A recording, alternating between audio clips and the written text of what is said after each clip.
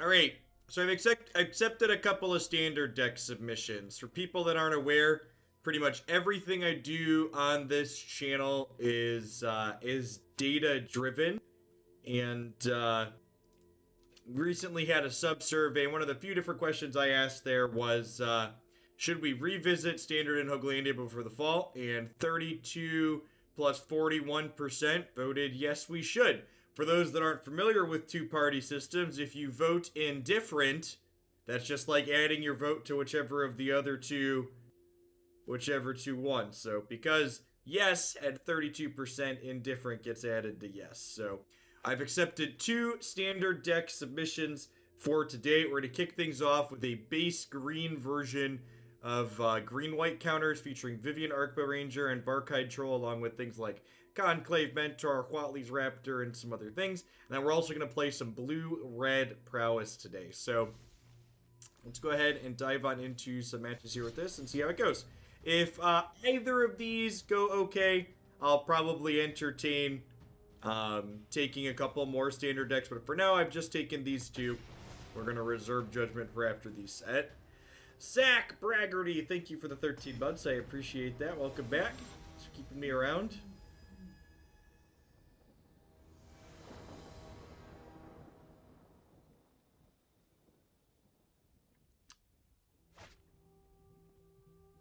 The inked gaming masks are very comparable to like a cloth scarf. If you ever worn a scarf around your face.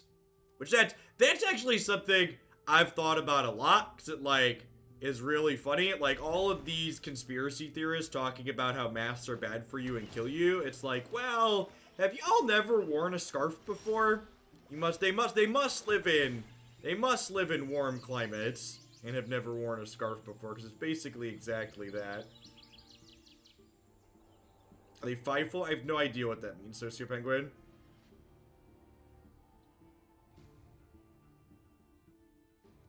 Temples suck in aggro. Hands down, not close, temples suck. Hey, thanks for the tier 2, Magar. Welcome back. Yeah, basically, dig. Recluse, eh? Alright, so I think with this draw we're going Pelt Collector into Mentor. Ooh, next turn we'll go Pelt Collector into Mentor.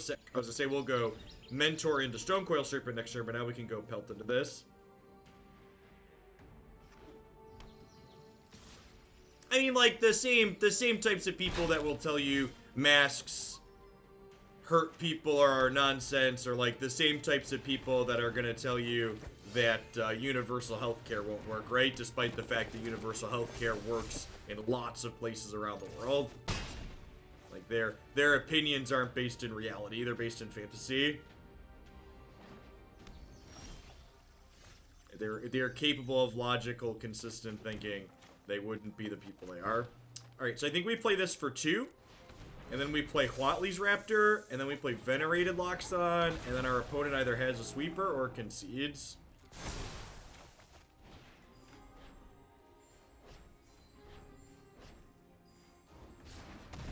Hey, L. Thanks for the quarter view. I appreciate it. Welcome back. Look at that. That Hogland. He's so smart. He can predict the future. They picked option 2. You know what? As a person on this side of the table, I'm happy. I'm happy with option 2. Greeny T, thanks for the 28 months.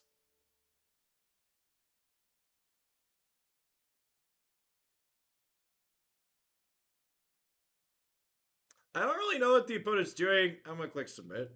When in doubt with your aggressive deck, just click submit and run it back. Brady Connor, thanks for the brand new Prime support. I appreciate that. Welcome to Glandia. Thanks for keeping me employed this month with that.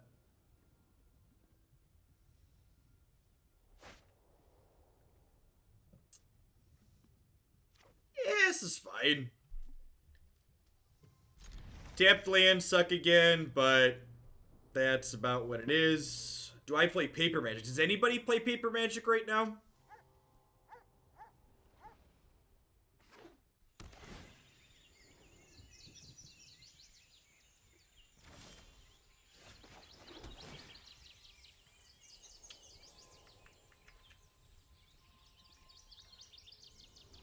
I'm gonna keep that. Nah, not in a long time, Rail. I started playing Paper Magic. I originally made a bit of a name for myself on the SCG tour.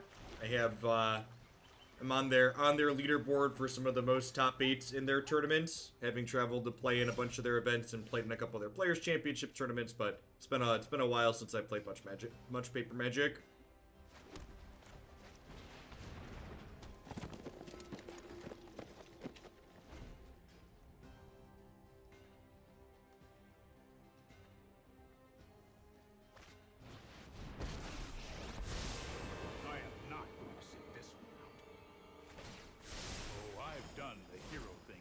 Deep runs in tournaments with decks that are otherwise unplayable was my specialty.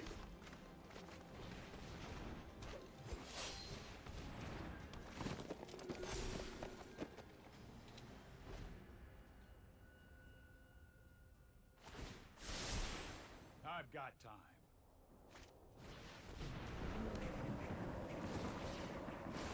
I mean, if we could dodge a sweeper, we could dodge a ball, right? We're gonna, like, put a ton of power into play here again.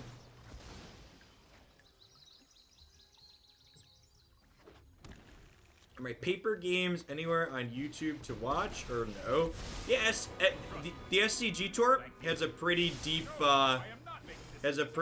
archive of past recordings. And then past, SCG having archives, you can also find on my personal YouTube channel. If you scroll back, we used to stream Paper Magic on this channel back in the day. Forever ago. So I can pay a mana to give this hexproof. Only time will tell. Does Sentry work with Mentor of X is 0? If one or more 1/1 counters would be put on a thing, no. Because if it's 0, you're not getting any. Hey, dude, thanks for the tip. I appreciate that. I'm holding up hexproof on the Barkhide Troll here. Got plenty of power in play.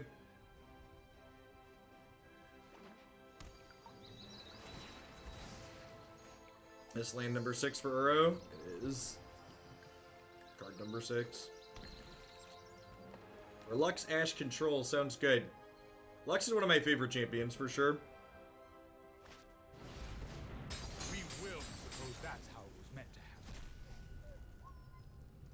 So I think next turn we're just Loxodoning.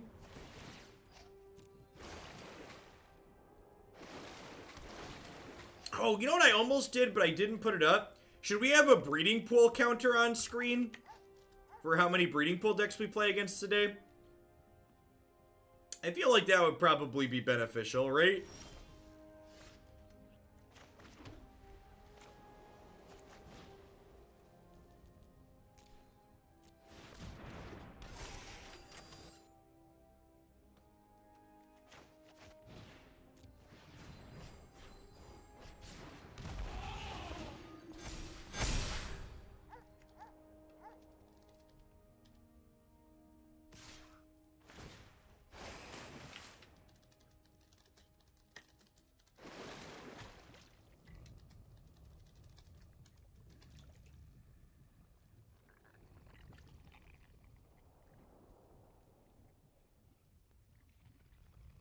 Alright, currently batting 100 on opponents playing breeding pools.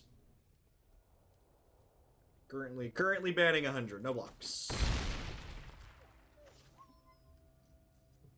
Shatter me, daddy, shatter me. It's so much worse than shatter. That's not even true. I have a Chamber Sentry. I have a Chamber Sentry. It's like no big.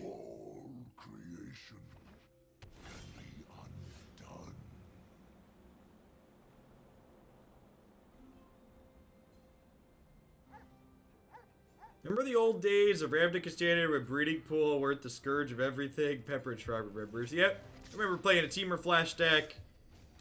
We were someone outside the norm.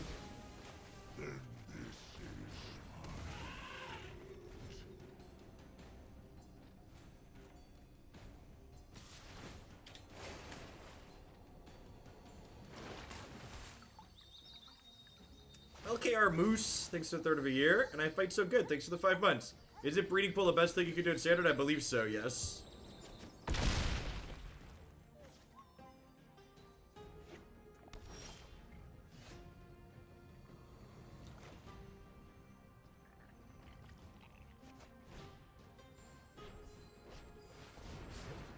Alright, so we're gonna do this.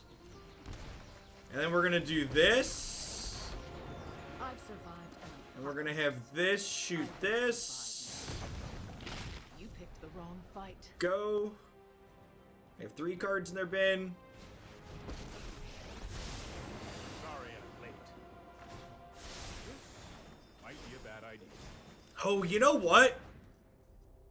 I totally played this for 4 mana earlier, thinking it was like the Serpent, and it's definitely not. I'm surprised. But maybe someone said something and I missed it, but I definitely played this for 4 mana, and it came in as a 3/3, and I thought I just misclicked, but this definitely only gets power and toughness equal to the number of things you do to it.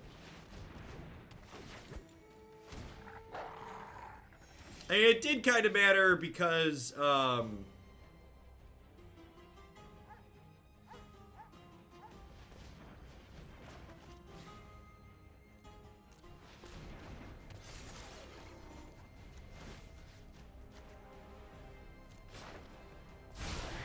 This will be fun to watch.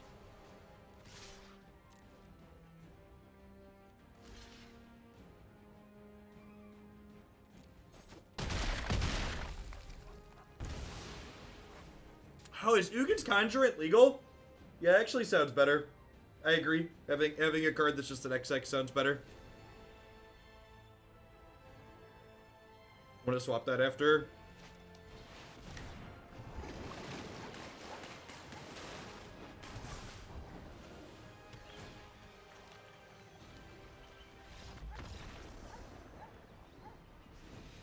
I mean, it's very much 6 in one hand, half dozen in the other, Zara. As is often the case in Magic, your answers are very narrow and limited. You're basically picking what you want to beat and what you want to lose to. I think I'd rather have Intervention and Lieutenant rather than Loxodon. Bring a couple of individual cards that help insulate us against sweepers a little bit. Like, you talk about Gruul being everywhere making Heartless Act worse, but, like, Eliminate doesn't kill Questing Beast, which is arguably the best threat out of Gruul, and Heartless Act does.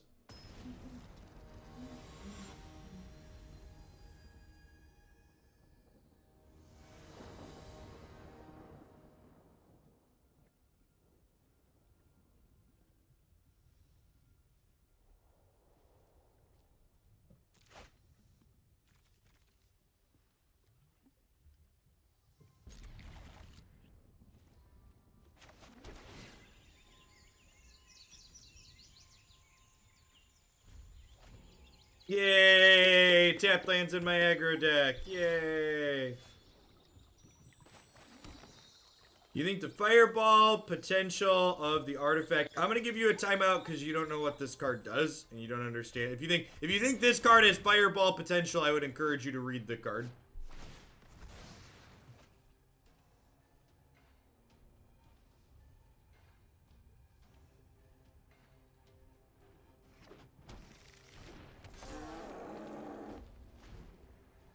Well, I've played 2 entire games of Standard, so giving a strong opinion on it at this point would be pretty idiotic.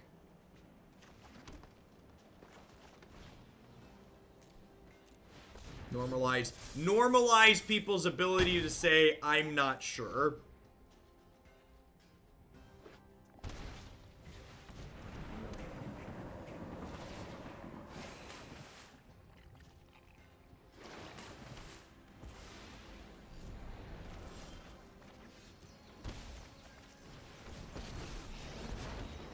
I love everything from deer to dinosaurs. I'd get out of the way. Do you mean favorite champion? Lux is definitely my favorite Runeterra champion at the moment.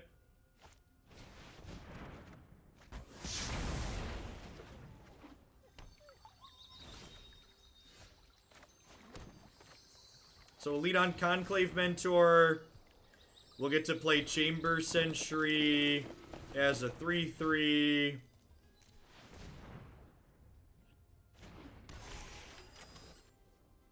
I don't think I need to eat the Uro right now, do I? Do you think I need to eat the Uro right now? I guess they're at 4. Need to put, like, yeah, they put 2 cards in their graveyard and cast Uro next turn is super low, right? They need like Fabled Passage and Growth Spiral. It might be right to tag it. Look at this. See, I skillfully played around the second sweeper.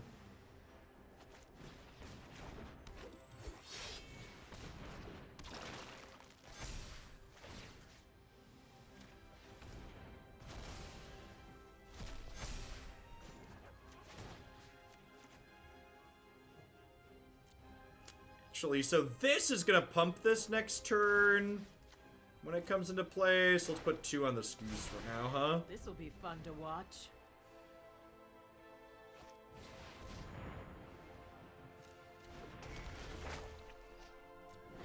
Yeah. Time to disappear into the brush. So they're dead, right?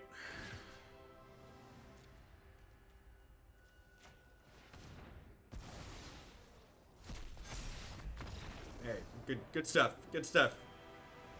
Scavenging Ooze, ladies and gentlemen. Scavenging Ooze.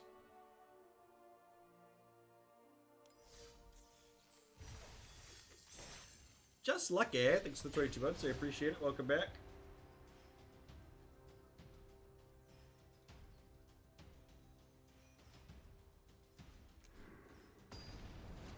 What is a cancel button anyways, really?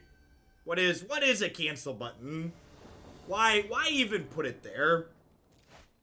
Why? What is love? Baby, don't hurt me. Don't hurt me no more. Whoa, whoa, whoa. Hey, hey, hey. And I keep the guaranteed 3rd land. Why switch back to Magic? Well, Magic the Gathering is my full-time job. It literally pays my mortgage. So I am streaming Magic because I enjoy having a house to live in.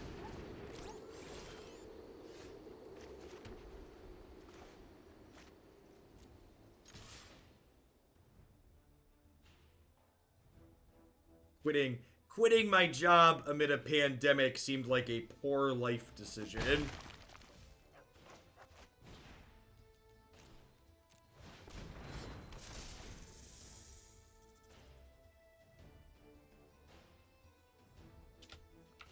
Look at that. Our opponent keeping the breeding pool counter down. Let's turn off auto-order triggered abilities here so I can play Raptor and stack these right. I want the level up to happen here first before I proliferate.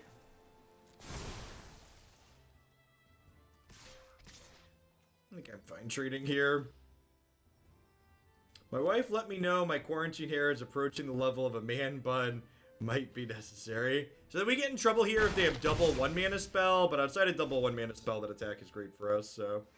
3/4 of a year, Jawa.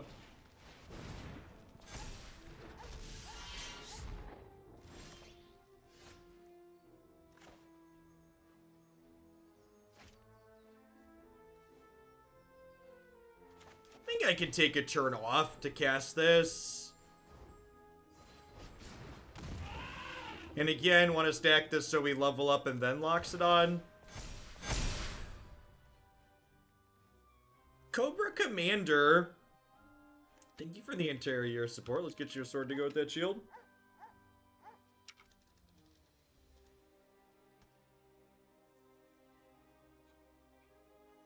Pump up, the bump up, the wump up, the jam. Do-do, do-do-do, do-do-do, do-do. You spin those tires, opponent. You spin them.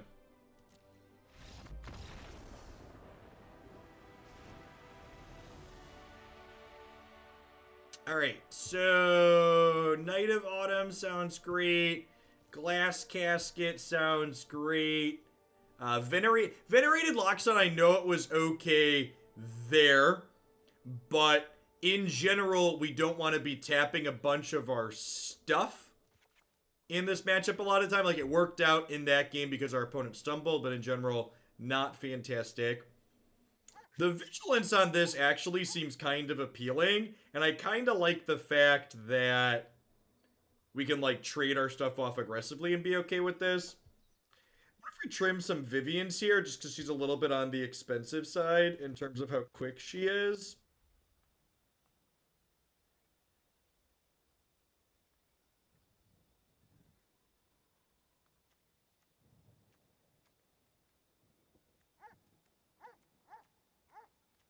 Maybe I'd rather have Lieutenant than Vivien. Try something like this. It's a Return to Nature matchup. This is probably a Return to Nature matchup, huh? It kills their enchantment creature, the not Daxos, but the red demigod, and also kills Cleave. Let's try it. And X, yeah, it's him.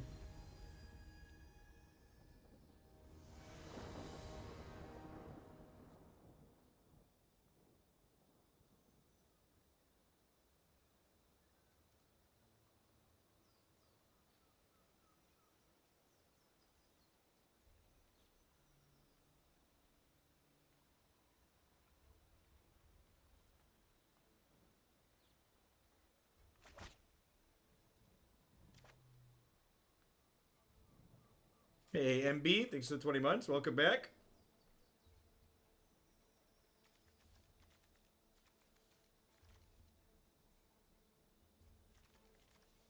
That's good enough. Maybe. Remember.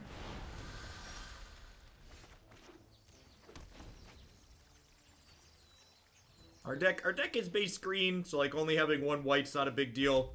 All of our white spells are single white.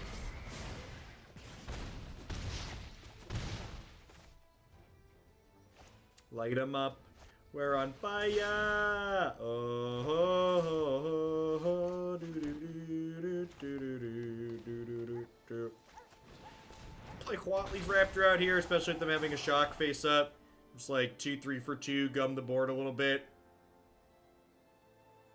I think Return to Nature is better than Wilt in the current standard format. I don't know. It's a good thought.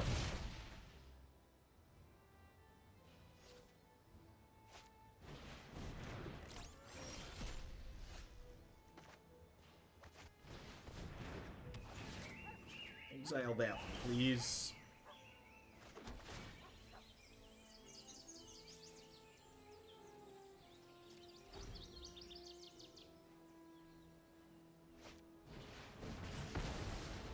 Wow! Look at how they exiled my boy, chat. Yeah, I guess the question comes down to, like, with Return to Nature being able to beat Uro, is, like, how many Uro decks am I boarding in Return to Nature against?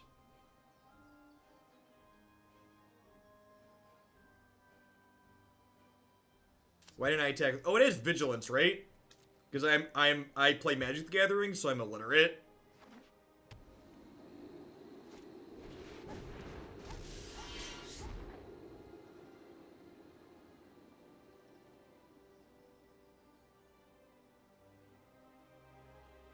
I think Unbreakable Formation is largely a trap card. Most decks that play Shatter the Sky have Teferi in them, and past Shatter the Sky's decks playing Teferi in them, holding up 3 mana to counter their Shatter the Sky on a key turn usually means you don't have enough power in play to be worth shattering anyways. I think Unbreakable Formation is a better, not Unbreakable Formation. Heroic Intervention's a better card for trying to counter sweepers. And even then, that could potentially be suspect. I'm not even sure that card's playable in a world where Teferi exists. I think People playing Unbreakable Formation as an anti-sweeper card don't really understand why sweepers are good against their deck, or like what the play patterns are that are playing out.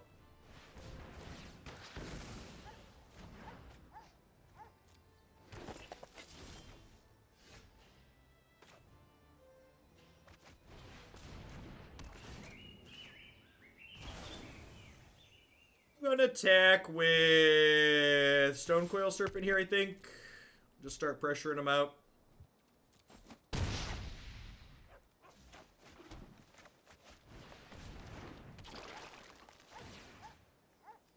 Let's eat this now.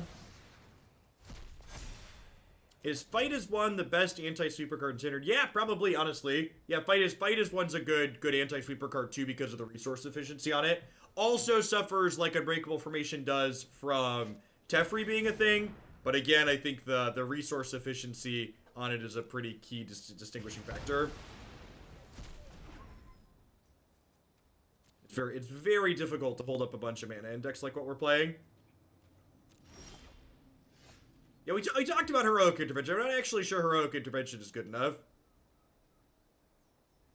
I think I'm attacking for 7 here. I kind of just want to end this game. We drew another blocker. Let's just try and kill them before they like draw an Embercleave and punk us out.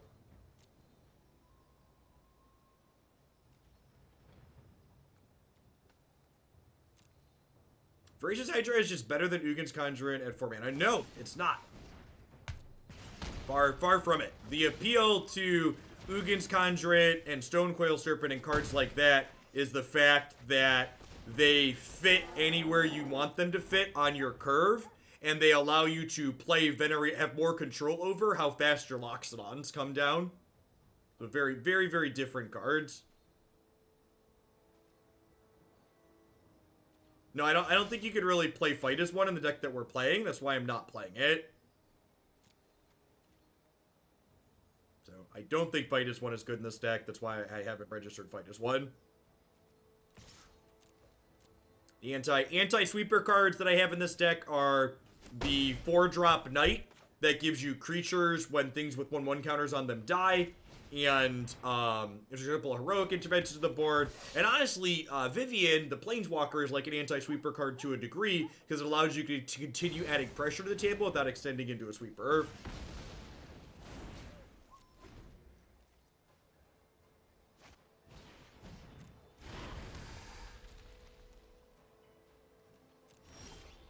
Yeah, I agree. Fight as One is one of the better combat tricks they printed in a long time. Like, there's a reason why, like, the Feather decks, like, on my website, for example, in Historic, have 4 Fight as One and only 1, or only 2 to 3 God's Willing.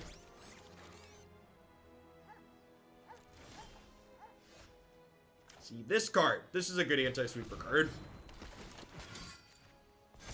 So, whenever a creature with a 1/1 counter on it dies, get a 2/2 White Knight token with Vigilance. So this makes it so if they sweep your board, you get some power left over after it. And this is better than something like Unbreakable Formation in a lot of instances because this is a proactive play that helps insulate us against the sweeper. So having proactive plays in my aggressive deck that are also good against sweeper tends to be ideal.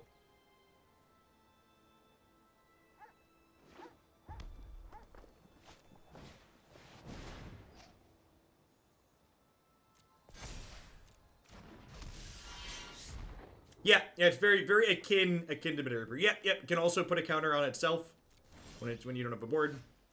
That's not a bad draw. I think we're just smashing here, right?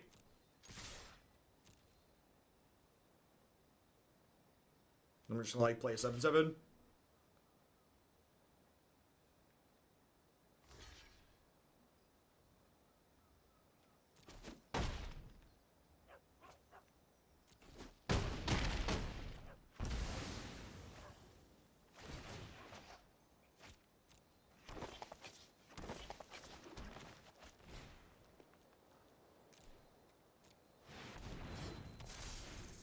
Am I dead to a land? 6. No, I'm not dead to a land. That's nice.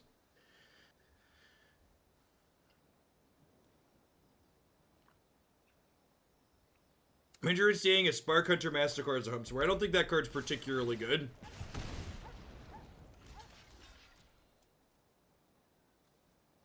This is only 12, right? this game.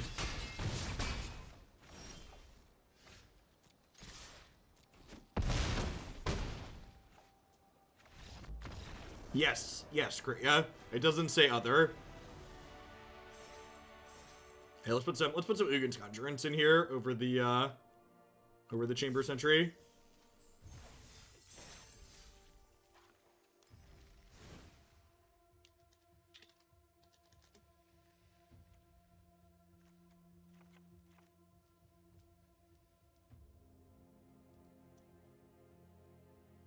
Oh. Do I want this card? I forgot about the second line of text on this card.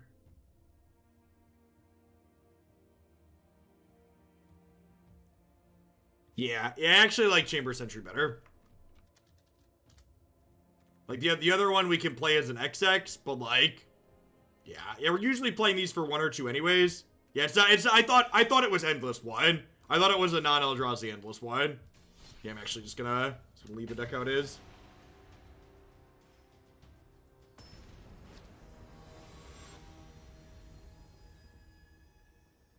Not only does Teferi make it awkward, but more importantly, the sweepers that break your back happen on turns 4 and 5, and generally speaking, your aggressive deck can't afford to be holding 3 mana up on turns 3, 4, and 5.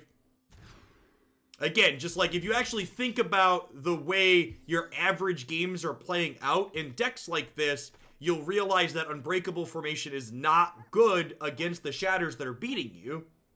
It's just not how they work. Again, for people that are getting timed out in chat, making lazy card suggestions, think about your card recommendations. Don't just say card name ? Tell me why what you're recommending is good, what problem we have that it solves, what you would cut to fit that card in, why that's a good cut. Magic's a game where there's always lots of cards that you could fit into a deck at any given point, and you need to have some kind of meaningful, consistent way to narrow down which cards you're playing versus which cards you're not. And identifying problems and then recommending solutions is the best way to do that, in my opinion. I agree 100%. Prep knows what's up. Great streamer, by the way, too, if you want to give Prep a follow. Unbreakable Formation as sweeper protection is bait. Could not agree more. The practical use for Unbreakable Formation is breaking board stalls in creature mirrors, and I think it's very good at doing that. If you're looking for a card to break board stalls in creature mirrors, Unbreakable Formation is tops. Like, it's very good.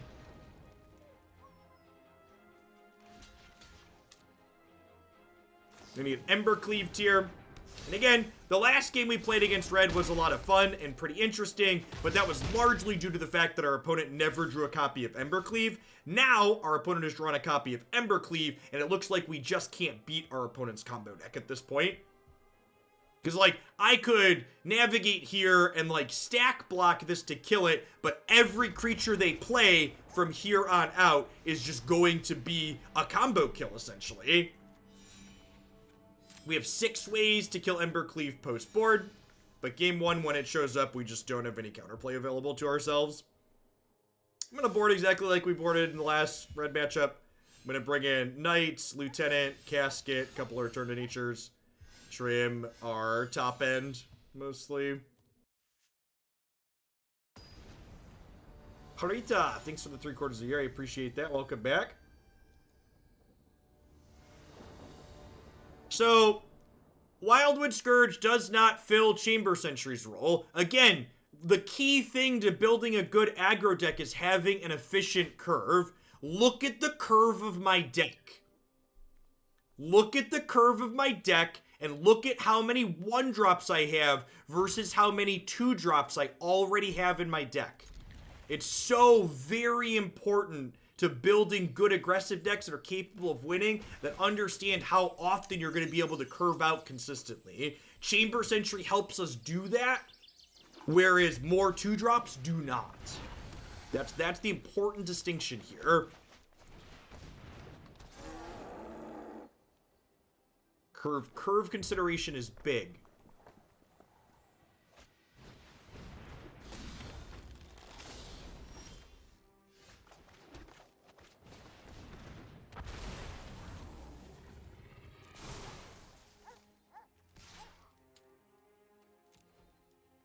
It's a little aggressive, but I need to end the game. And my Raptors have Vigilance, I now know. Someone in chat read the card for me. So next turn, I'll be able to play this and be able to apply pressure while also holding back some blockers, which is nice.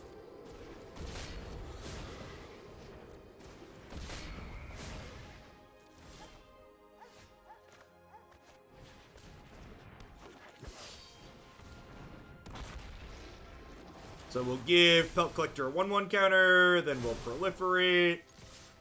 Get some attacks in here. Yep, Pelt Collector's a great draw. This is also a turn where, like, imagine that Pelt Collector but a Chamber Sentry, right? Like, Chamber Sentry just fills the curve there. Is what we're looking for.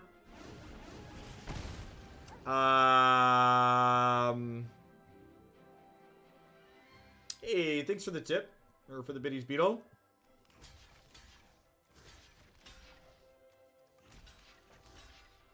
This is a cleave, right? But if they have a cleave, they're done on the backswing, no matter what they kill, so might as well block. It's a best of one playable deck. I do not know. I don't play Magic as a best of one game.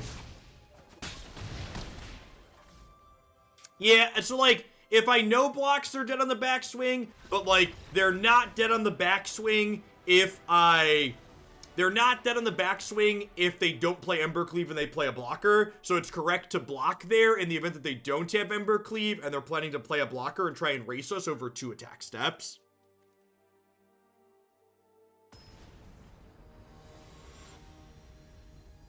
Yeah, I agree with that, Mike Durock. We talked about that. I actually had a tweet about, like, looking at the mana base in this deck last night is what prompted my tweet.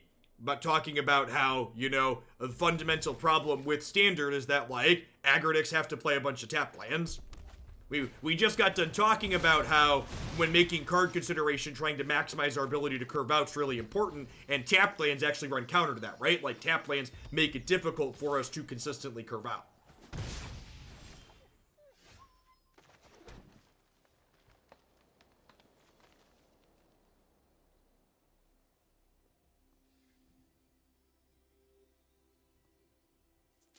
Feels like a Bone Crusher Giant turn. Could also be a Scorching Dragonfire. I don't really want a Glass Casket of Fervent Champion, though, so I think we just Barkhide Troll. If they have Scorching Dragonfire, they have Scorching Dragonfire. Just Bone Crusher, deal. Pseudo Panda, thanks for the 10 months. Welcome back, I appreciate it.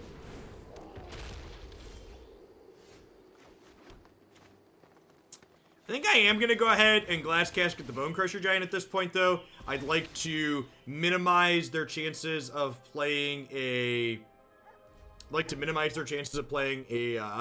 Embercleave next turn, even with the Knight of Autumn in my hand. Torbran. So scale of 1 to dead. Feeling pretty dead, man.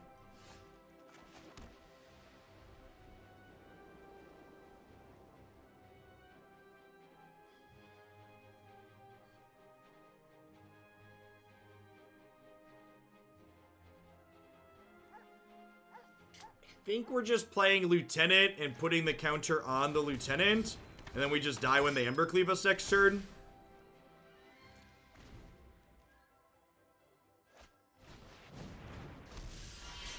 Okay.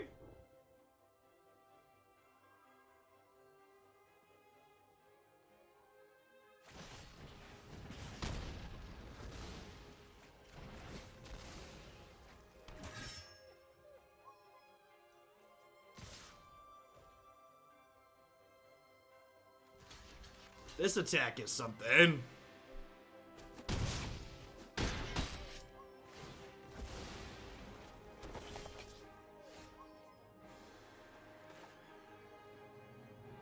Yeah, attack seems super loose.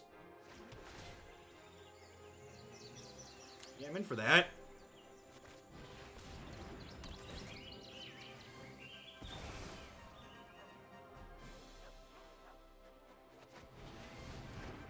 When this dies, we gain life equal to its power.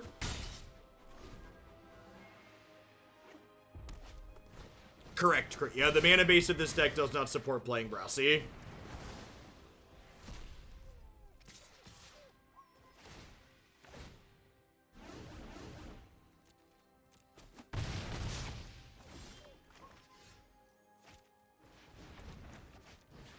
Watch the auto tapper with your Scavenging Ooze. Does not prioritize green mana well.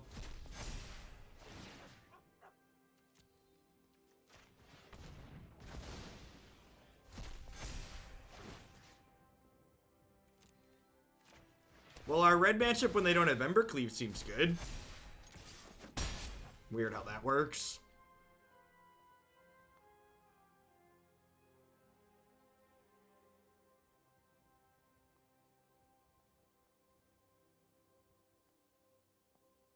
If for people in chat who are new to Magic that haven't played with this card before, however good you think it is, it's 3 times better than that.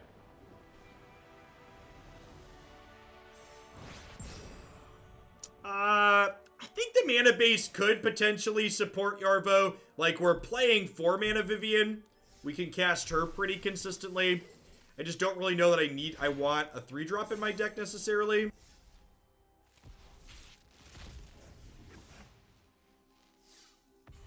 Scooge could arguably be the best Grizzly Bear ever printed. It's very good.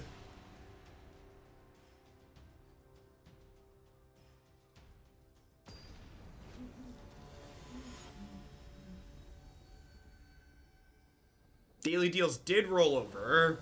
Let me get that after this match. Yep. Does Goyf count? No, Goyf's not a Grizzly Bear. Not even close.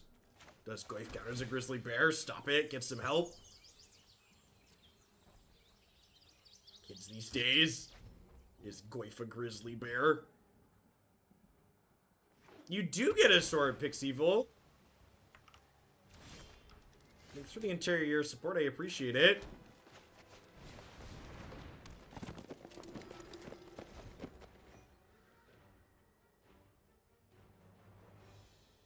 Hey, aimbot. Welcome back.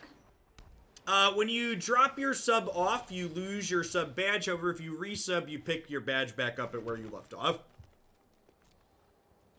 That's how Twitch functions.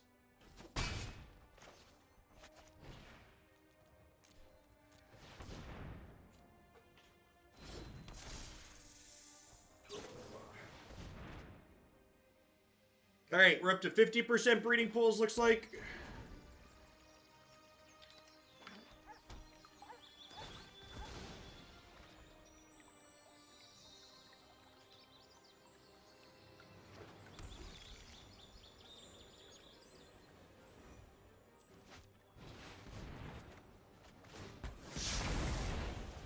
Yay, Magic. See? Chad, if I would have had Unbreakable formation, I totally could have saved my... Oh, wait. No, I wouldn't have. They all would have died. Gosh, it's just like I know what I'm talking about. It's almost just like perfect. Could not have a more perfect example of why Unbreakable formation is not a good anti-sweeper card.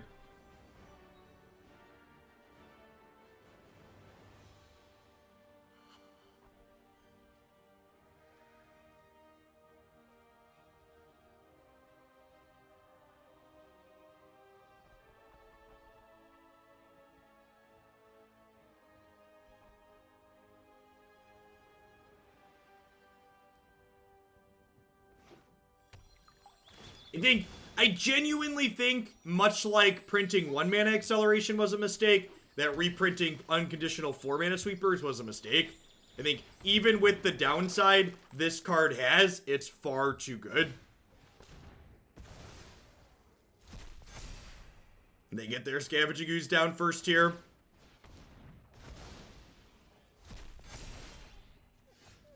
Ay, ay, ay. Ay, ay, ay. Aye, aye, aye. Shatter in the sky. This has vigilance, right? So let's start by attacking.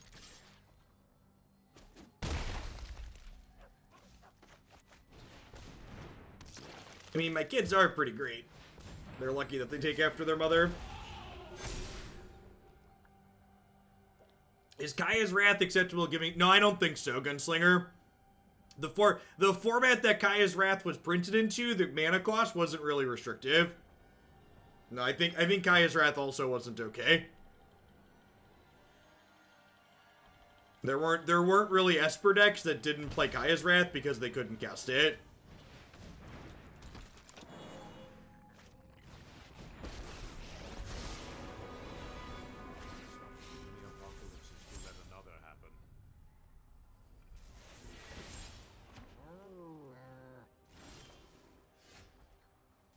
that's good.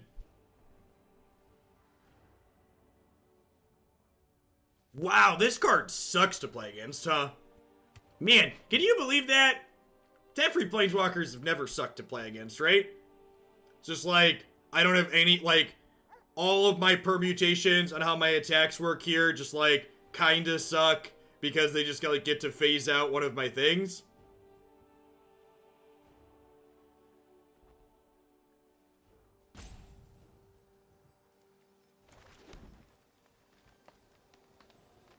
Like, I can't even, like, Vivien downtick shoot him because he'll phase out the thing I'm targeting in response.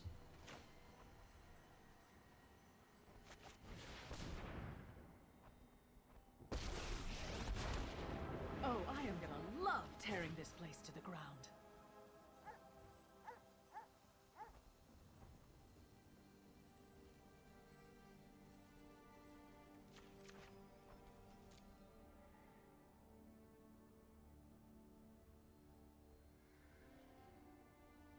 I mean, the Supreme Verdict decks when they were in Standard were also pretty miserable to play against. Like, sitting there watching your opponent loop an Elixir of Immortality and Sphinx Revelations really sucked. Yeah, the trample here is relevant. Hopefully we're gonna be able to, kill their thing here. My, how you've grown.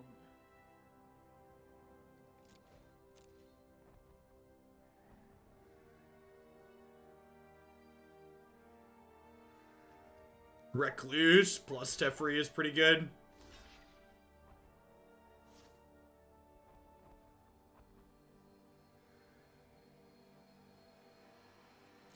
So the half a year begins. Welcome back. This phase out here even means that, like, if they have a sweeper, I don't recover anything, which feels bad. I guess I keep this if they have a sweeper, so, like, that's a glass half full. This Nissa lets them kill my Vivien.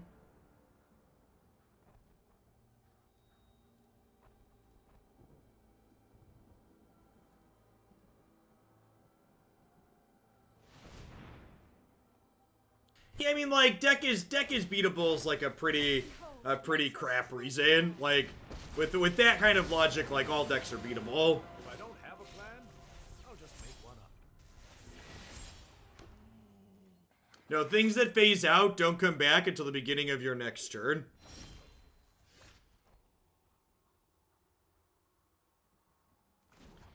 Okay, so I'm gonna put counters on both of these. And then I'm gonna right-click and concede because it doesn't really matter because we can't win.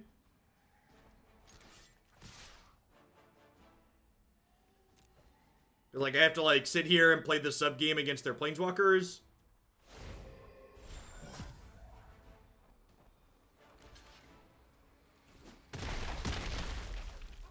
Let us talk of peace.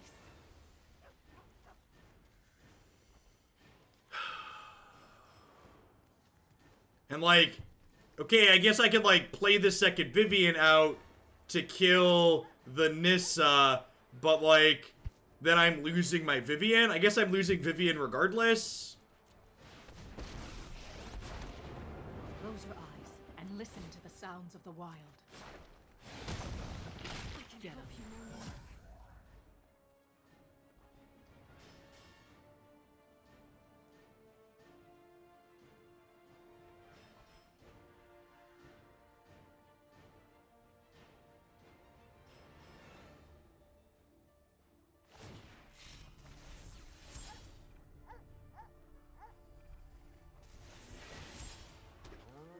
With a population of 21 million, Florida announced over 10,000 new COVID cases today.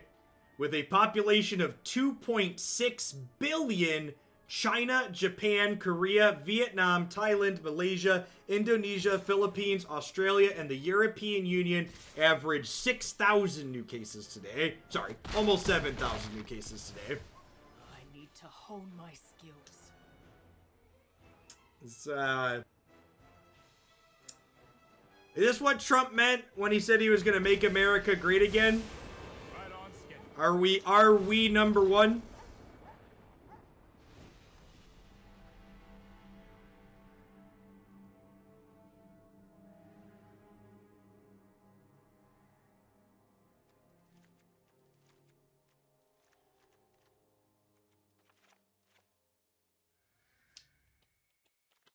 Counter sweepers, helps against sweepers, pressures planeswalkers.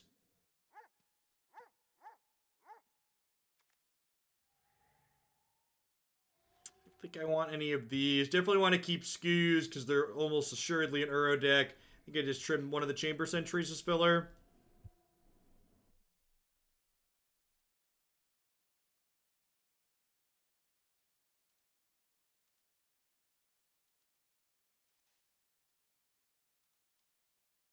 Where did I get that from? Yeah, it's got charts and stuff. If you don't follow me on Twitter, I'm a great follow. All of your magical needs and social political commentary rolled up into a single follow.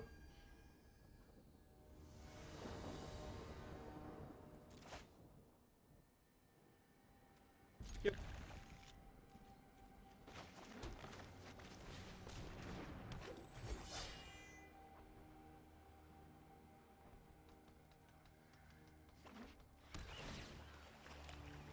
Also, occasionally there's a cute baby. That's true. That's true. Haley is adorable.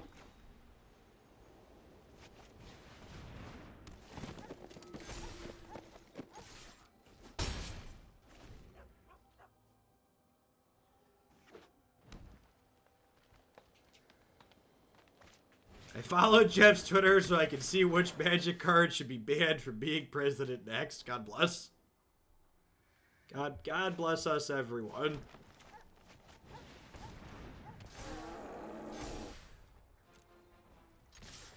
Great. This is the kind of start we need here to run them down, huh? Yep, the untapped green for the Barkhide Troll hero is exactly what we wanted.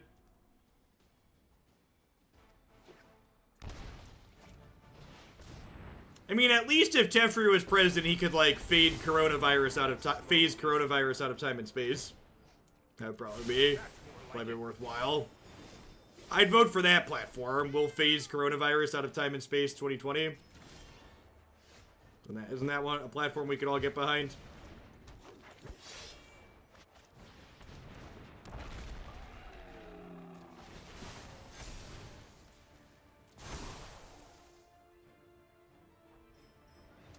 I think I'm shocking this in to hold up hexproof on this. Pretty sure I'm just ignoring their planeswalker and attacking them at this point. King Koopa! Thanks for the 2/3 of the year. I appreciate that. Welcome back.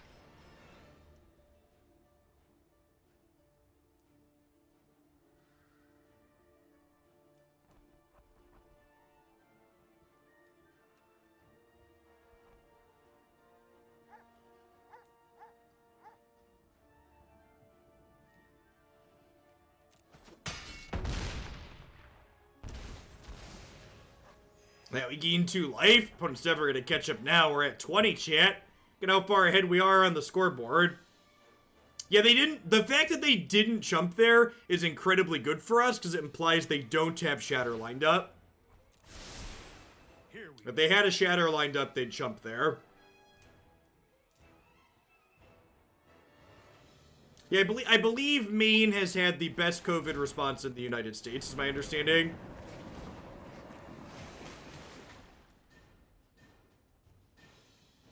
You know, is anything more peak Magic in 2020 than there being a blue-red draw 2 theme in the last couple of sets, and then green gets a draw 2 card, and it's easily the best draw 2 card in the format?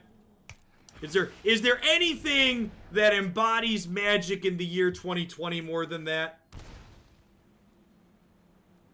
Just like, this is a thing blue and red have been trying to accomplish for a little bit now, and here's the green version. It's just way better than what the other colors have been doing.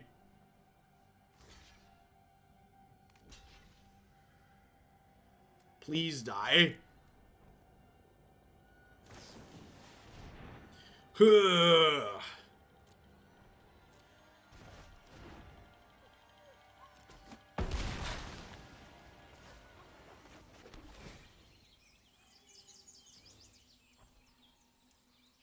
I think I'm just passing, right? Shatters, they're out. the odds of them putting 3 cards in here and having mana to escape this is like pretty close to 0. I guess I don't have a Trampler. Am I supposed to play out another threat because I don't have a Trampler? I think that's probably the case, actually. I think I'm probably supposed to put a 3rd lethal threat into play.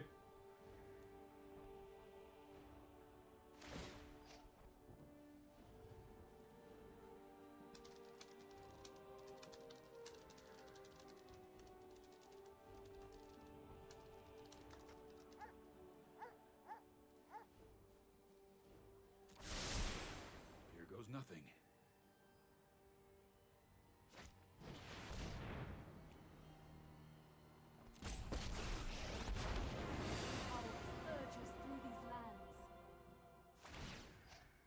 Green's color identity is to be the best, and people need to catch up.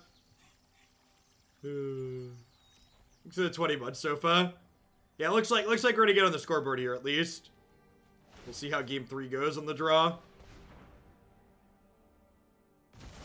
Even if they have another Aether Gust here, they're still dead, right?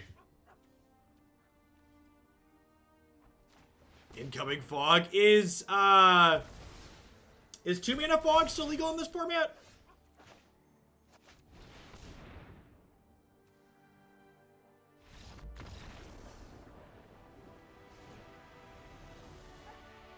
Is Root Snare? Yeah, I'd buy that for $1. I believe it.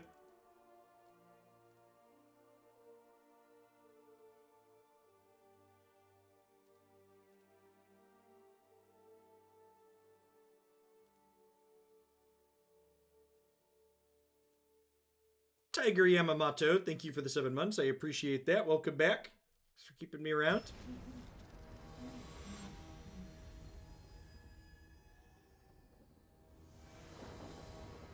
Yo, Runeterra gets a best of 3 format. Games like Runeterra that don't have an incredible amount of resource variance baked into them don't really need a best of 3 ladder format, in my opinion. I know for some of the Runeterra tournaments that have been out there, they've tried like Hearthstone Conquest style, like multi-deck format. That seems fine. But I think, unlike Magic, where you kind of need best of 3 to like balance out the fact that there's a bunch of games where you basically just never play Magic, I don't think Runeterra has less non-games in it.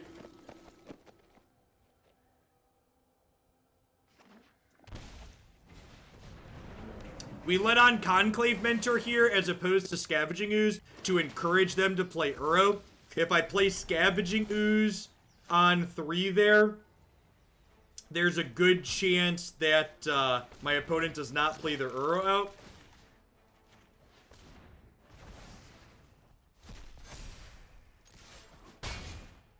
If they shatter, at least we draw a card.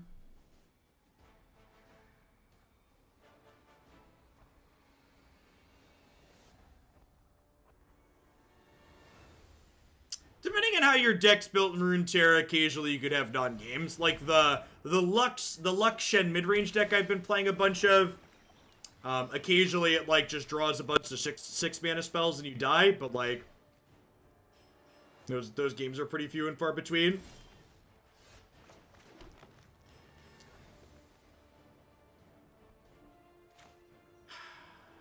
I think I Lieutenant here. So this way, if they sweep, I have something left over. I could also just Vivien here. I feel like they have Aether Gust, though, so I'd prefer to not give them a 4-mana green spell to tempo. So using my 4 mana on a white spell sounds appealing, as opposed to green here. Hey, GMK, thank you for the very generous tier to resub. I appreciate the 27 months. Welcome back. Thanks for keeping me around.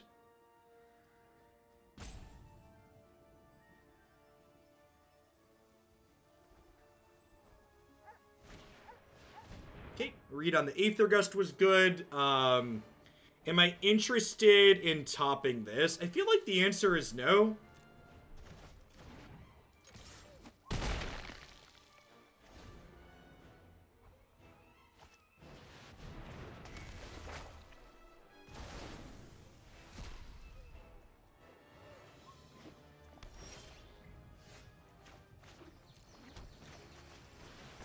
Hey, Small Car.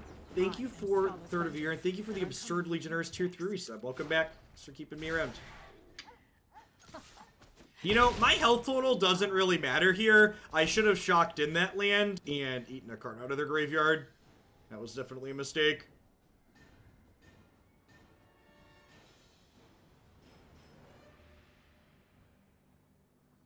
Yeah, having a big threat that dodges Conquer's Death is also very big in these matchups for sure.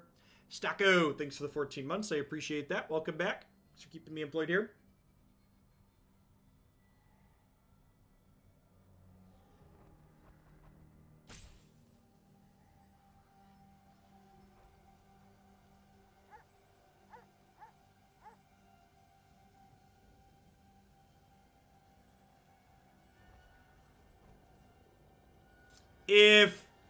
If I read they have Gust and I put the counter on my lieutenant, they then gust my Scavenging Ooze, and I'd prefer they gust my Conclave than gust my Scavenging Ooze. So it's correct to put the 1/1 counter where I put it, reading that they have Gust, in my opinion. Witness the ties that bind us all.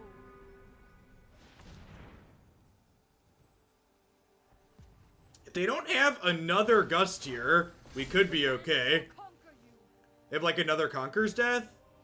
They're dead if they have another Conquer's Death. And they cast it. They're also dead to that, right? So we get to go land, Questing Beast, put 2 counters on here, proliferate it, kill them.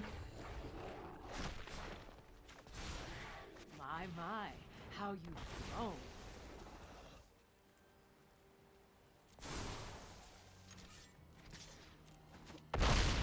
Get to kill the Nissa too for value.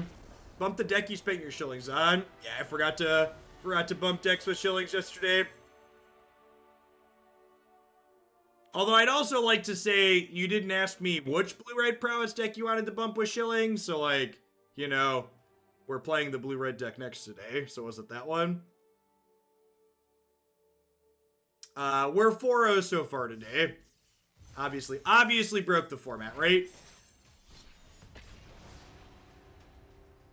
Is that the clickbait? I'm supposed to like write an article, found the next tier 1 deck, busted, broke it, etc, etc. That's what we're supposed to do from here.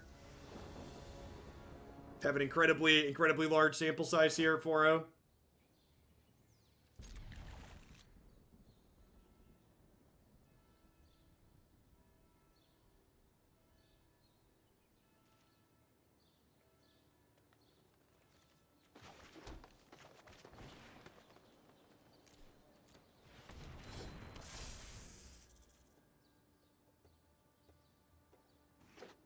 Isn't this Croaky's listed? I can't tell if you're being sarcastic or not.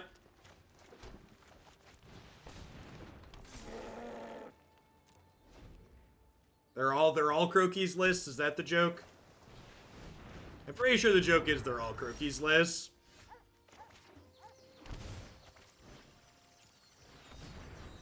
I don't know. I'm not down with the Keck W's, chat. I don't understand. 3 out of 5 for Breeding Pool. That's good. Those two mono red decks we played against in a row are bringing down our average, chat. Was a little worried there for a second.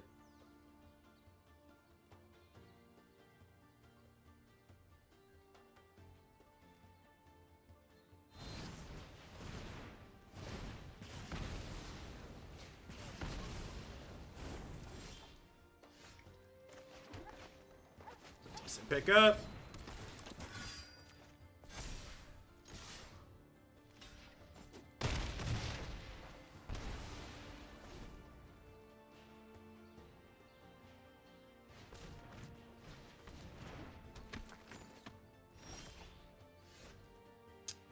Ooh. So I can attack with this, play Raptor. It says Vigilance. We get Brazen Borrower and get stuffed.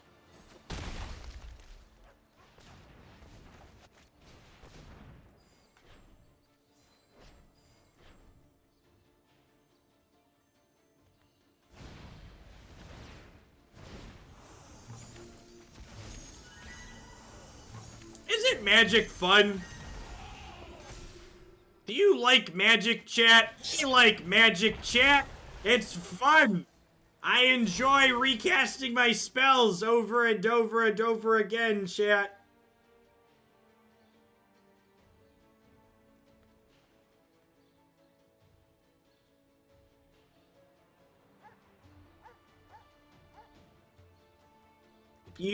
If you love your spells so much you want to cast them 3 and 4 times per game, boy, do I have a Brazen Bar or Teferi format for you.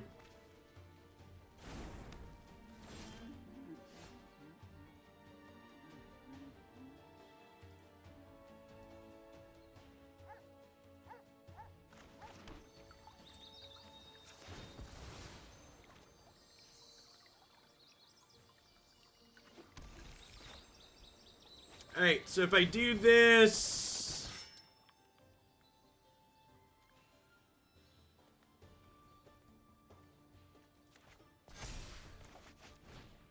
And I can do this... Pump up, the bump up, the wump up, the jam. Do-do-do-do-do-do-do-do-do.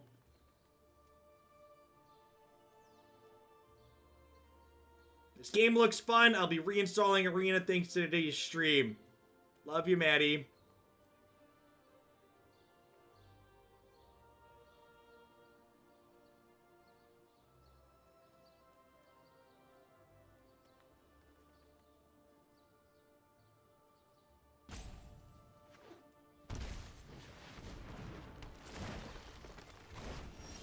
That's a bold play. From the smallest ant to the largest hydra, nature is beautiful. Thunk. Watch out, they bite. Watch out, they bite. Life Guardian, thanks for the 21 months. I appreciate that. Welcome back. Hey, Night of Autumn's in. I don't think this is a Glass Casket matchup because, it's the word that I'm searching for. I don't think it's a Glass Casket matchup because my opponent has so many Brazen Borrowers. They don't really have any graveyard stuff in their deck, right? I feel like Scavenging Ooze out is probably reasonable. What do we think of this? Do I want more than 4 ways to destroy their stuff? I'm bringing in 4 knights. These should probably be wilts. If these were wilts, I think I'd bring them in because those should cycle, but I should try that. What do I think of the Ozolith? What do I think about Ozolith in the format with Teferi and Brazen Borrower?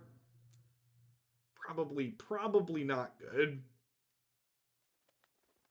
Maybe Lieutenant's actually not that good here, huh?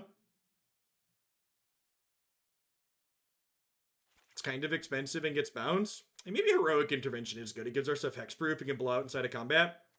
Leave my Vivien in, perhaps.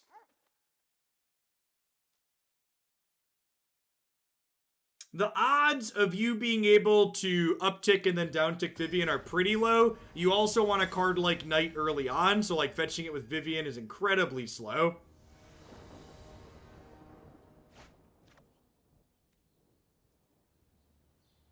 Yeah, I agree, Frigley. Nexus was like super popular there for a small window, and then like people started realizing it wasn't actually that good, and the format got much better when people realized it wasn't that good.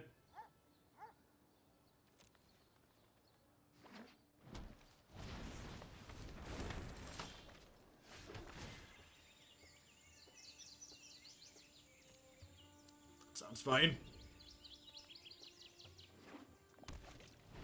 I mean, Vivien also gets rid of the Innkeepers, only Vivien gets rid of them permanently instead of only temporarily while they have their bound spells. Ninja Dave, thanks for the 1.5 years. I appreciate that. Welcome back. Keeping me around.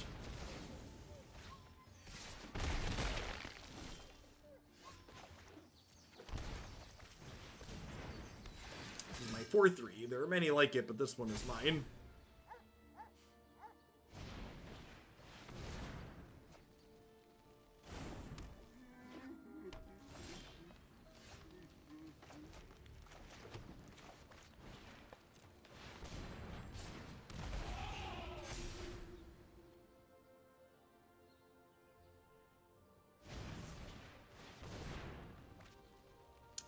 probably dead here.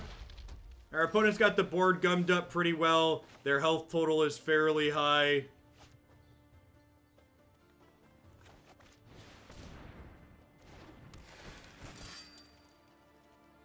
Gonna have a pretty impossible time punching through at this point. I guess I'm gonna get to go a little bit tall here. If we can fade Brazen Borrower for a hot second, we might be okay. I get to go like Loxodon into Huatli's Raptor. I have some fat dorks.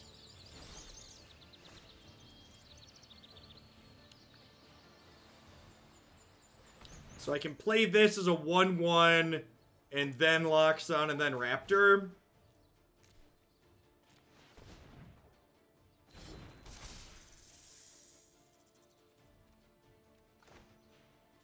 Pretty much everything I play in my free time are things that we've played on stream, Rolf.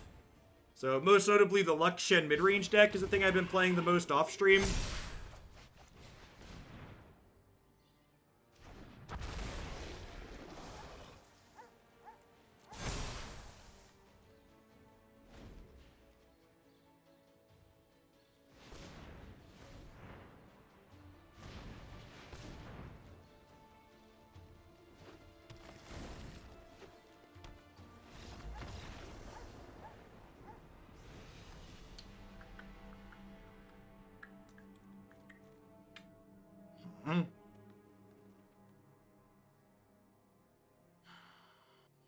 Maybe I do want Glass Caskets, not only for... Honestly, I kind of want this not for the, not for Innkeeper, but for notably killing like, their fat blockers.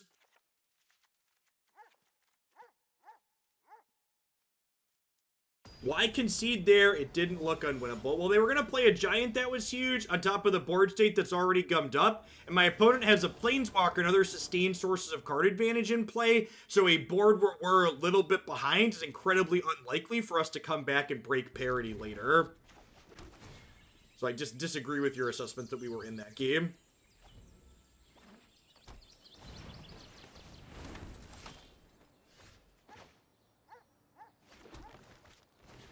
Hopefully we draw another green source here and get to go Troll into Troll Raptor.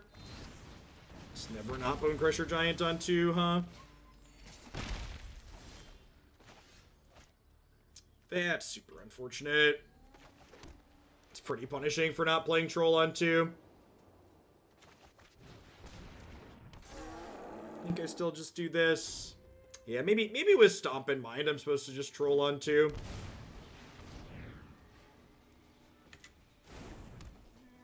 Thanks for the 14 months, T-Bags. Welcome back. Hope you're staying safe out there.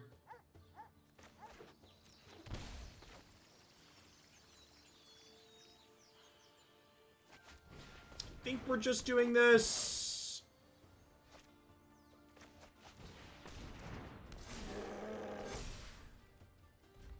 I mean, to be fair, we also, like, haven't played against that much Nexus in most of the recent historic events either. There was like a small window where a bunch of people were playing a lot of it, and then it fell off the face of the earth because the deck's not actually that good. It just feels awful to play against.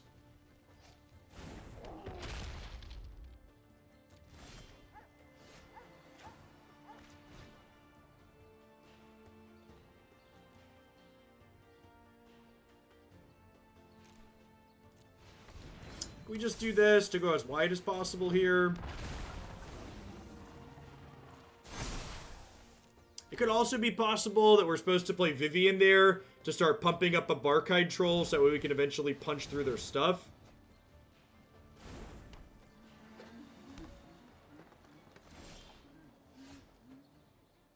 Today encompasses 100% of the standard that I have played since this set released. And we'll see. After we get done today, it might be all of the standard that we play until rotation in the fall.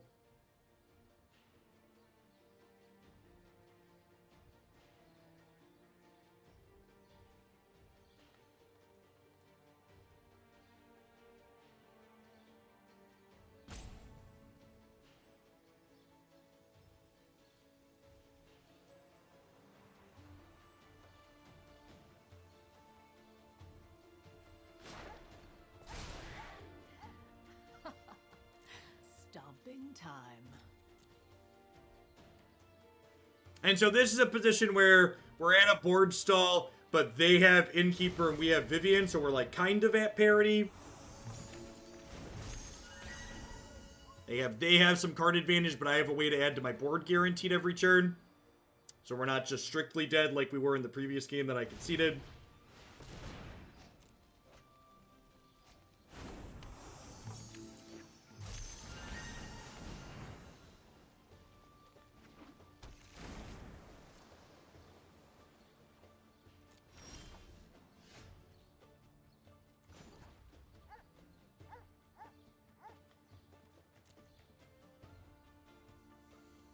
Yeah, are we supposed to just shoot Innkeeper? Probably. That's probably right.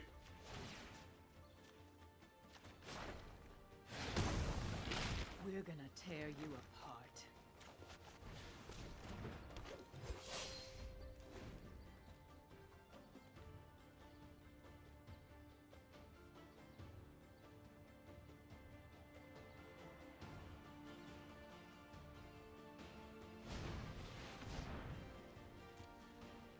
So what you need to remember, Moxian, is Magic's in a game with an incredible amount of variance. So even though the opponent's deck might not be very good in the format, that's not going to stop people like this opponent from playing it. And that's part of the reason why Wizards of the Coast goes to such lengths to hide information about their formats, because there's always people playing decks that aren't actually good, that muddy up the waters and make anecdotal evidence, you know, just worthless.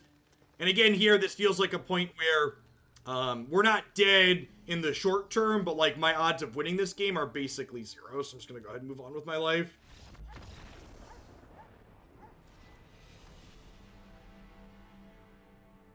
So support, Vamp. You got that Prime icon next to your name, by the way. If you don't use that every month, you can use that to sub here, free of charge. Everybody that has Amazon Prime gets a free sub on a Twitch channel every month.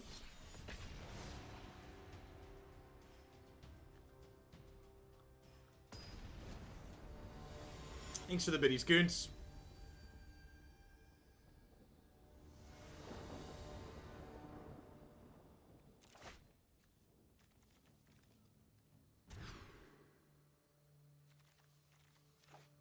That's fine.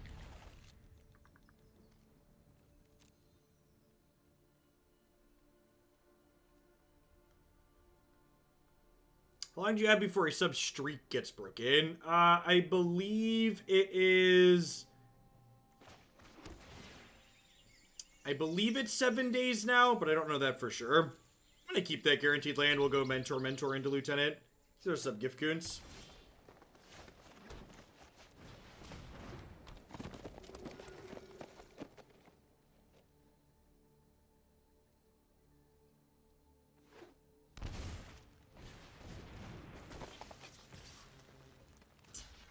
I'm gonna go ahead and block here, I think. I think it's important that I keep the board small. I don't have a ton of things in hand that generate a ton of 1/1 counters anyways. So I think I'd rather trade early and make their Embercleave worse.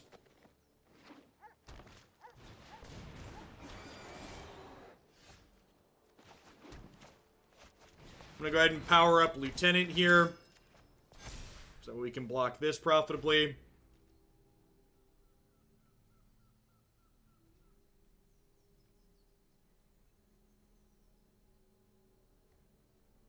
The way our draw has gone this game, have deep regret in having kept that fourth land on top.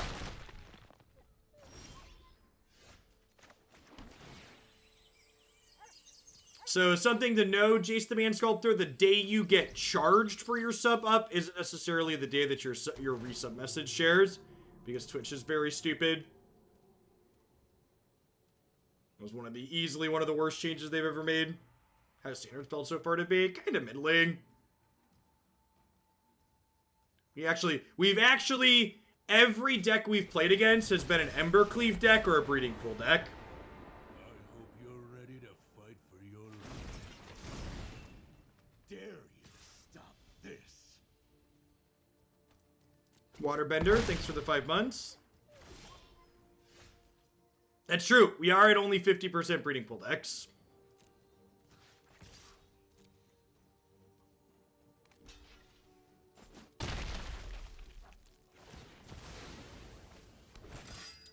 They are. Every deck we played against that's not been a breeding pool deck has been an Ember Queen deck, though. So, like, 6 in one hand, half dozen in the other. So when this hits, deals combat damage to a player Planeswalker. Look at that many cards at the top of your deck. You reveal a creature or Garruk Planeswalker and put it into your hand. I think we're dead here. You know, I honestly don't really want to know what their playtest decks look like, because I feel like at this point, knowing what their playtest decks look like would only piss me off. I think I'm supposed to trim Vivien in a Questing Beast matchup. I think I'm also supposed to trim Venerated Loxodon, because I don't really want to be tapping all of my dorks. Chamber Sentry is kind of the filler thing I've been trimming.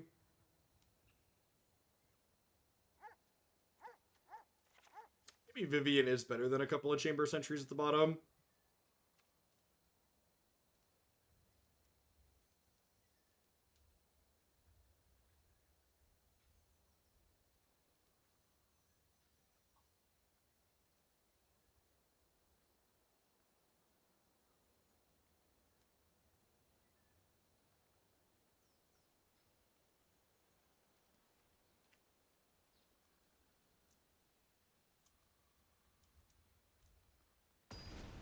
Welcome back, Squishy.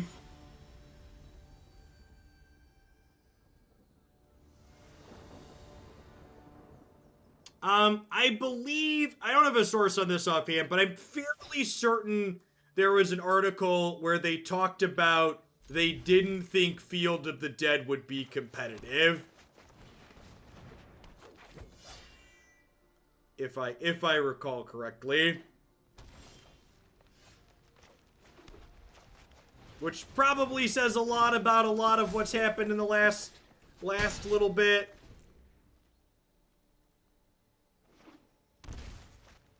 I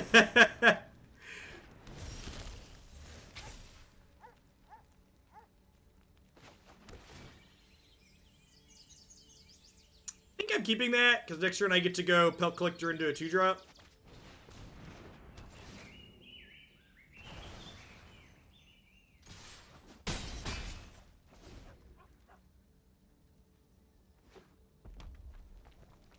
Yeah, I believe that was their intention. Field of the Dead was intended to be something to pump up Scapeshift for a short bit. And that was it.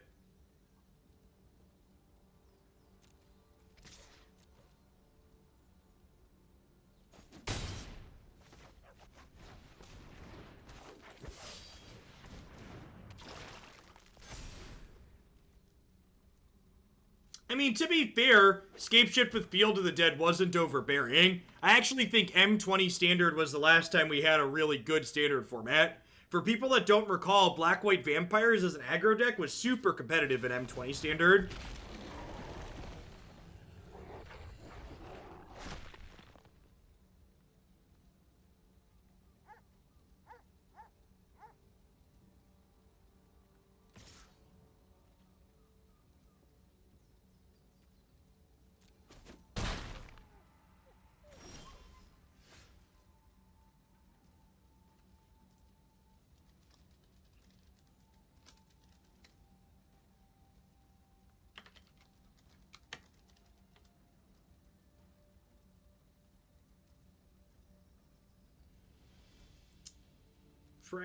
Primal might seem slow and clunky and easy to blow out. Darth Clyde Frog, thanks for the half a year. I appreciate that. Can we get Sultai Flash in the historic queue? We definitely can.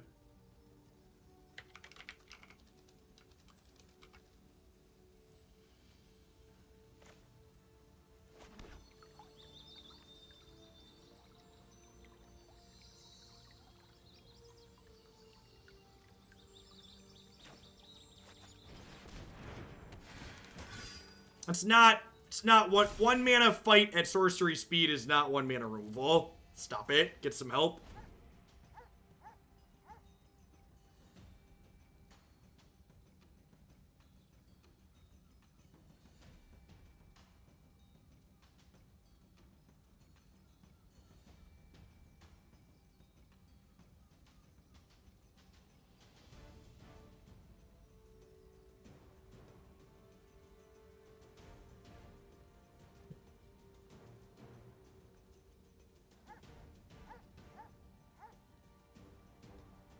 You want us Teemo and Fizz together.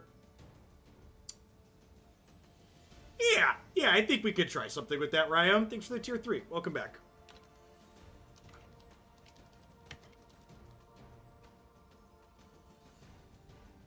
Two most annoying things paired up.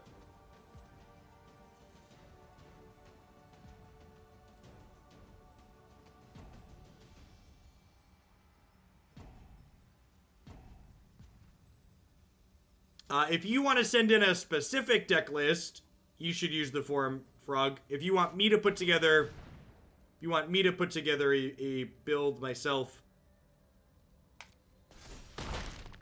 I can just get it added.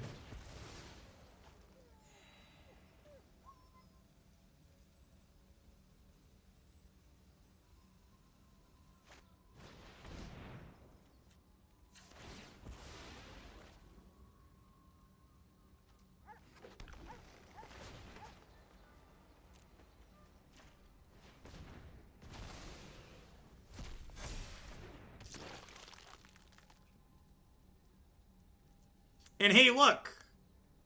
They can't attack with this turn, so they'll trade with a 3-3, because they played a fight spell. This card's gotta be worse than Domri's Ambush in green-red, right? Like, maybe it's passable in our deck, because we don't have, we don't have red mana. Maybe. But, like, when you have access to Domri's Ambush, this has to be much worse, right?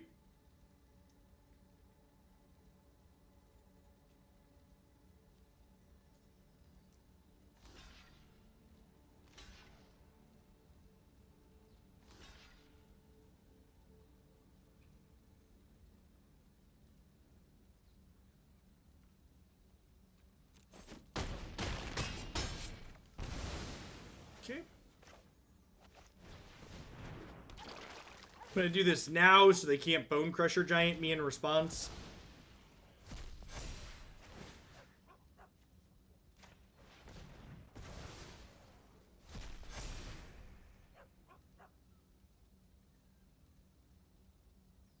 Oh yeah, Thrash Threat. Thrash Threat's an instant.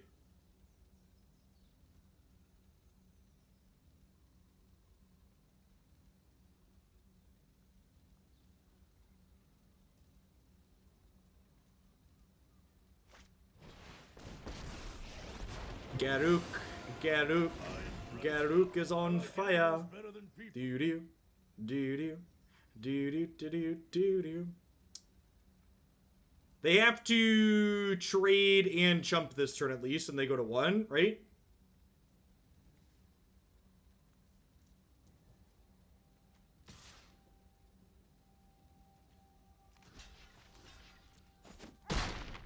Might as well trade here. It's going to trade next turn. Oh, that attack actually kills them, right?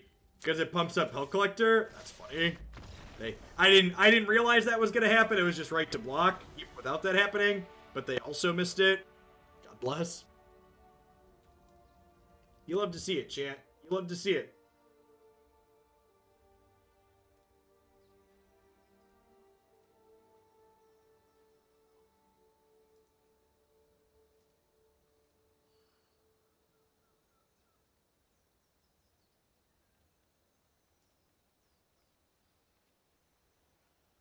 You're sad you missed Blue-Red Prowess because of work. Well, Blue-Red Prowess is the next deck in the stream title. So as a heads up, the decks that are in my stream title are always the decks we intend to play today and the order in which we intend to play them. So this is actually going to be our last match with Green-White, and then we're going to start Blue-Red Prowess next.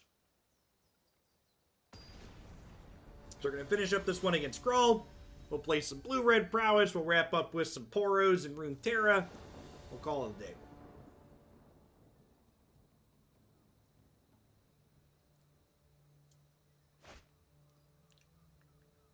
For people that are my regulars, I'm starting a little bit later now in the morning these days. I'm doing slightly shorter days. My goal is to be live for about 5 hours a day, give or take, and I'm starting about 10 o'clock instead of about 8 or 9 like I had been previously. Yeah, it's fantastic. Not strictly baby hours so much as just like trying a different schedule. One of the things that I polled people on in the last sub-survey was if they preferred less streams per week but longer streams on those days, or more frequent streams that are shorter, and more frequent but shorter streams won out pretty handily. Of course, timeouts are free. We aim to please here.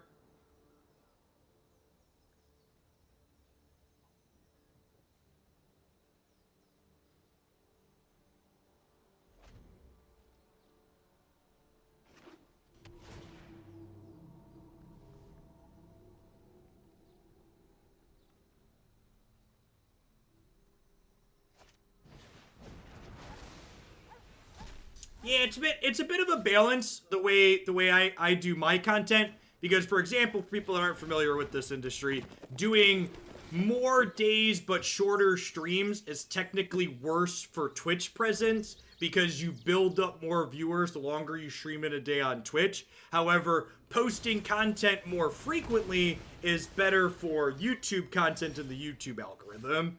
And my audience is pretty well evenly split between YouTube and Twitch, so I don't think it really matters super strongly which of those two that I do.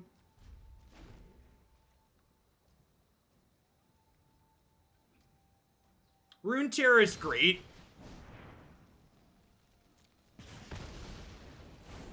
I think if Riot hits their release goals, I think there's a good chance Runeterra becomes one of the best card games ever made. In my opinion, the only thing that currently holds Runeterra back from being solidly better than Magic is just the depth of their card pool, because it's a newer game. Full Metal Adept, thanks for the 35 months. Welcome back. Thanks for keeping me around. It's been a while.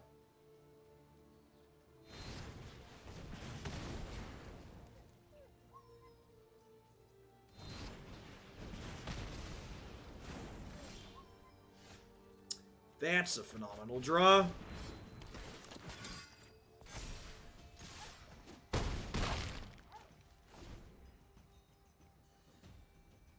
The deck builder in Legends of Runeterra is god-awful, but that's not related to the actual...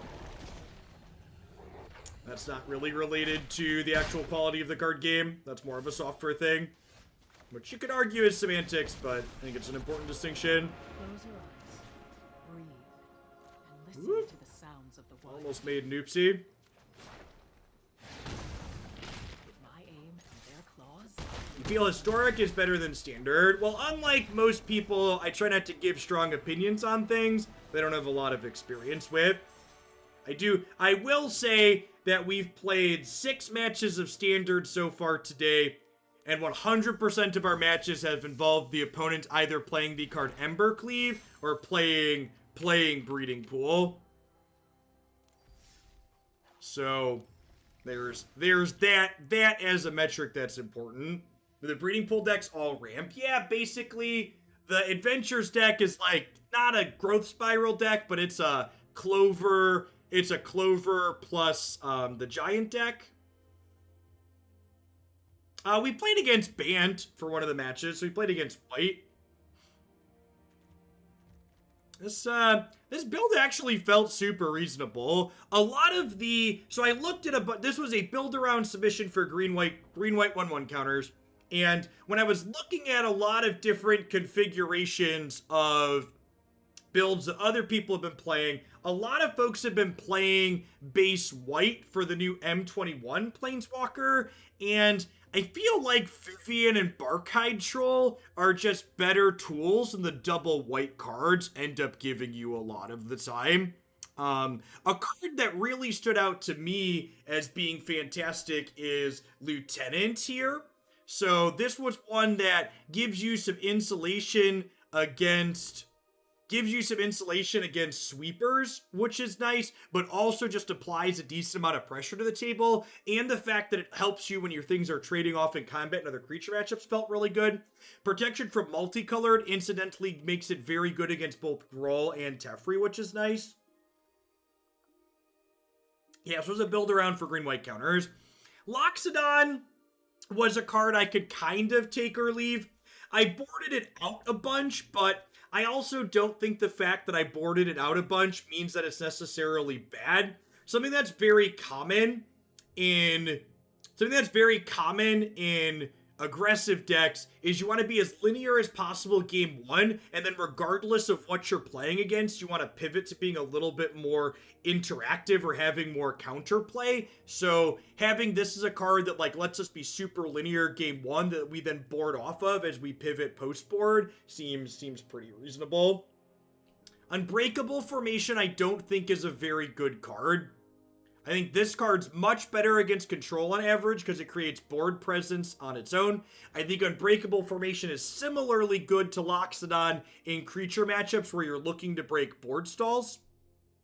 But holding up 3 mana for Unbreakable Formation in the sweeper matchups just isn't practical, especially when you factor in Teferi as well. Alright, we are going to play some Blue-Red Prowess in Standard up next. I'm going to hit a quick ad roll before we do that. I'll be back in just a few minutes. Thanks for hanging out today, folks. Don't go anywhere.